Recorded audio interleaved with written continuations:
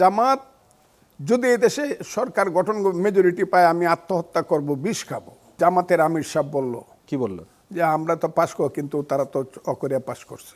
জামাতের আমির তো খুব জনপ্রিয় বাংলাদেশে। এখনো চ্যালেঞ্জ করলাম, সিলেটের কোন সিটে দাঁড়াবে, আমি আমার ইটনা মিটামন অষ্টগ্রামের সিট ছাড়িয়ে দিব। এখন বাই ইলেকশন করি, দেখেন সিলেট থেকে সে পাশ করে কিনা। যদি আমাদের শক্তি আমরা প্রয়োগ করতে পারতাম নিউট্রাল নির্বাচন কমিশনের অধীনে, নিউট্রাল গভর্নমেন্টের অধীনে, ওরা 10টা সিট পাইতো না। আমি এখনো চ্যালেঞ্জ করলাম। জনাব ফজলুর রহমান, ভুলে যাচ্ছিলাম, এর আগে আপনি আমার যখন শোতে এসেছিলেন তখন বলেছিলেন যে আপনি লিখে রাখেন জামাত 10টার বেশি আসন পাবে না।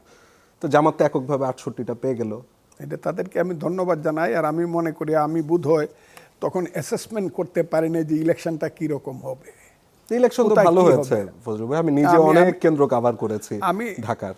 আমি এটা ইলেকশন ভালো হয়েছে কোথায় আর খারাপ হয়েছে কোথায় বলবো না, তবে আমি বলি না, অনেকেই বলে, আমি বলি না, তবে আমি বিশ্বাস করি, আমি বলতে চাই না। আপনারাই তো আমি বলতে চাই না রংপুরে কেন তারা সব সিটে পাশ করছে। রংপুর ডিভিশনে, আমার রংপুর ডিভিশনে, রংপুর বৃহত্তর রংপুরে 21টা সিটের মাঝে কি করে তারা 19টা বা 20টা পাইছে, এটা আমি বলতে চাই না।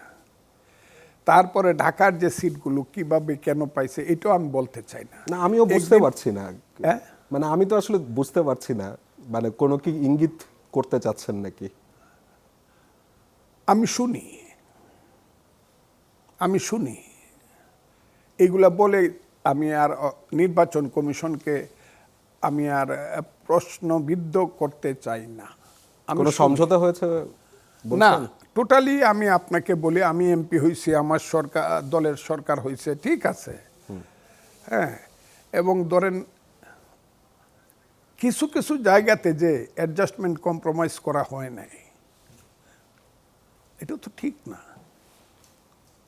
অনেক বড় নির্বাচন ইউনূস সাহেব ছিলেন, হ্যাঁ ইউনূস সাহেব ছিলেন যেহেতু দায়িত্বে, নির্বাচন কমিশন ছিল, এমনও তো বোঝা গেছে যে ইউনূস সাহেব বড় একটা রাজনৈতিক বিদেশি শক্তির সাথে করে এটা তো জামাতকে ক্ষমতায় নিয়ে আসতেছে।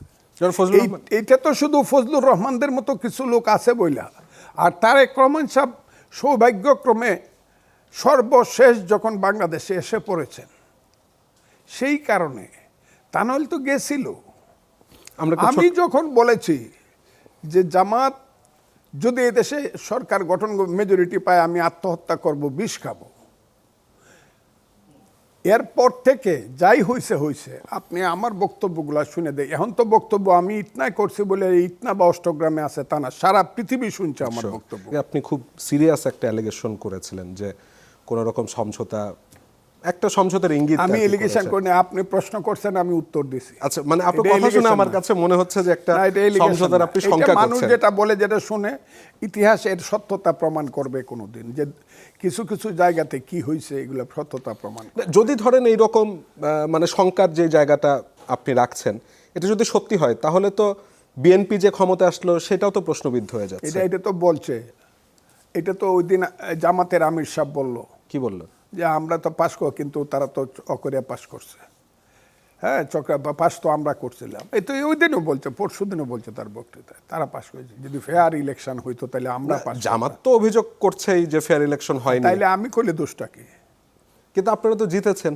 হ্যাঁ, আপনারা তো জিতেছেন। আমাদের যে শক্তি, যদি আমাদের শক্তি আমরা প্রয়োগ করতে পারতাম নিউট্রাল নির্বাচন কমিশনের অধীনে, নিউট্রাল গভর্নমেন্টের অধীনে, ওরা 10টা সিট পাইতো না। আমি এখনো চ্যালেঞ্জ করলাম, জামাতের আমির তো খুব জনপ্রিয় বাংলাদেশে। এখনো চ্যালেঞ্জ করলাম, সিলেটের কোন সিটে দাঁড়াবে, আমি আমার ইটনা মিটামন অষ্টগ্রামের সিট ছাড়িয়ে দিব। এখন বাই ইলেকশন করি, দেখেন সিলেট থেকে সে পাশ করে কিনা।